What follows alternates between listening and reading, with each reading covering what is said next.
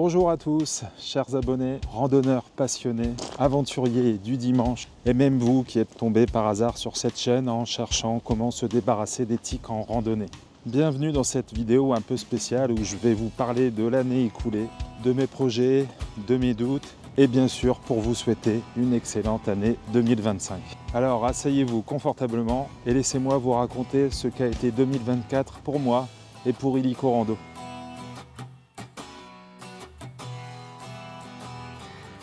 2024 a été une année incroyable pour la chaîne. Plus de 2800 abonnés nous ont rejoints cette année. Oui, 2800 personnes ont cliqué sur ce petit bouton rouge s'abonner. Vous êtes donc à peu près 3800 à avoir rejoint la chaîne Illico Rando et la communauté bienveillante qui l'accompagne. Alors, à vous tous, un immense merci. Franchement, je suis honoré, mais vraiment, je vous le dis sincèrement, je plaisante pas. Si je pouvais, je vous inviterais tous à une randonnée collective. Mais près de 4000 personnes sur un chemin, ce serait un peu compliqué. J'ai quand même du mal à y croire encore aujourd'hui. Et pourtant, cette chaîne, je l'ai créée en mars 2022, mais c'est qu'en avril 2023 que vous avez réellement découvert les vidéos sous le format actuel. Puisqu'avant, je filmais juste mes randonnées.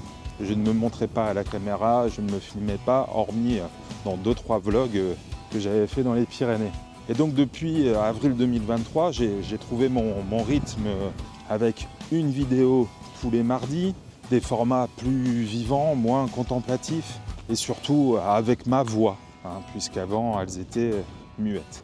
C'était comme regarder un documentaire animalier sans les commentaires d'Alain Bougrain-Dubourg. Maintenant, dans le format actuel, je parle, je raconte, je partage, et apparemment ça vous plaît. Enfin, ça vous plaisait.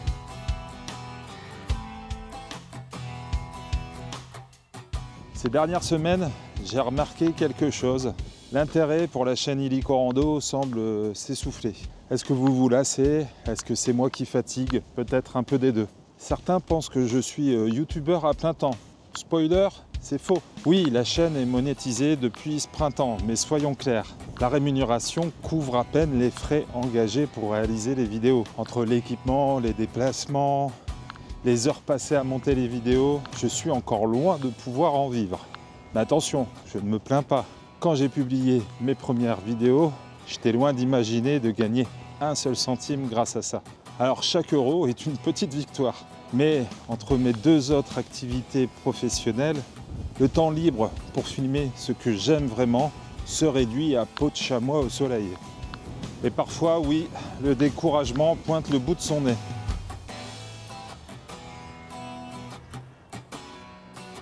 Être créateur de contenu, c'est comme être pris dans un engrenage. L'algorithme de YouTube, quoi qu'ils en disent, nous pousse à publier une vidéo chaque semaine, coûte que coûte. Pourquoi? Pour rester visible, pour faire grandir la chaîne et pour espérer pouvoir un jour en vivre. Mais à quel prix? Parfois on comble, on bâcle, juste pour être là.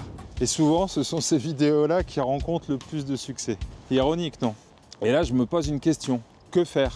Mes vidéos de randonnée et de bivouac, celles que je préfère filmer au final, font très peu d'audience. Alors parfois je pars randonner sans ma caméra. Parce qu'à quoi bon? Désolé d'être aussi cash, mais je me dois d'être honnête avec vous, ma communauté.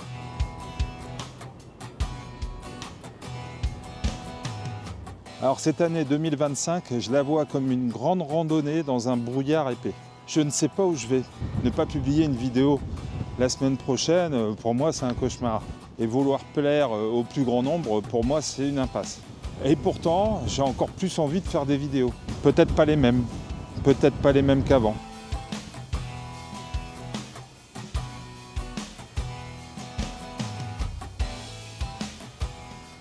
J'ai envie de films plus posés, de vous emmener plus avec moi sur les randonnées, de vous faire découvrir les sentiers de nos régions, mais toujours en partageant mes conseils et astuces. Mais pour ça, il faut du temps et de l'argent. Deux ressources qui, chez moi, s'entrechoquent violemment.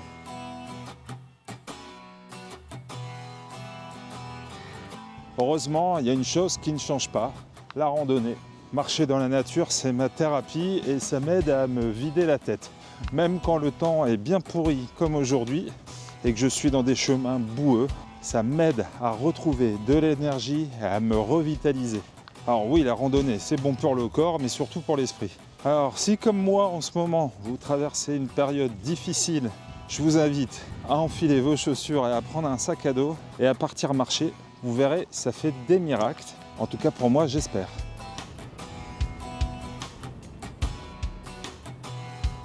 Alors de toute façon, j'ai bien des sujets sur lesquels je voudrais vous amener. Des idées, j'en manque pas. Plus que des idées, même c'est des combats. Et en 2025, je veux continuer à défendre ce qui me tient à cœur. Comme par exemple l'accès au chemin. Alors 2023-2024, c'était quand même une grande première avec des fermetures à répétition de chemins emblématiques, de petits chemins que seuls les locaux connaissent, mais des fermetures de chemins. Donc je veux continuer à défendre ça, à défendre l'accès à la nature.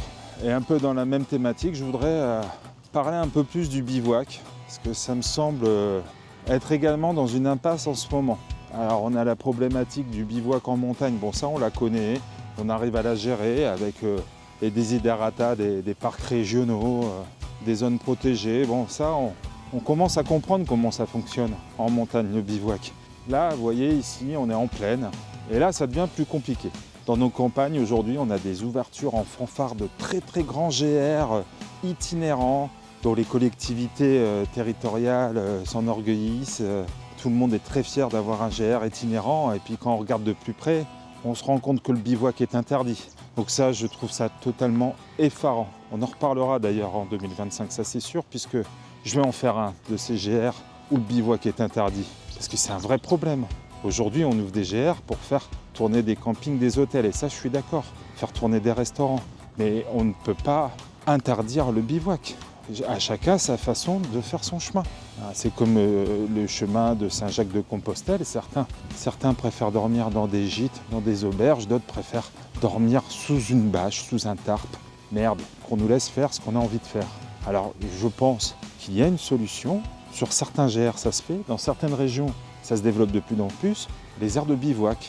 Donc je vais également tester des aires de bivouac en campagne et vous montrer qu'il est possible de mettre en place ce sont souvent des GR, mais sur des sentiers itinérants, un moyen pour le randonneur en sac à dos de pouvoir dormir tranquillement.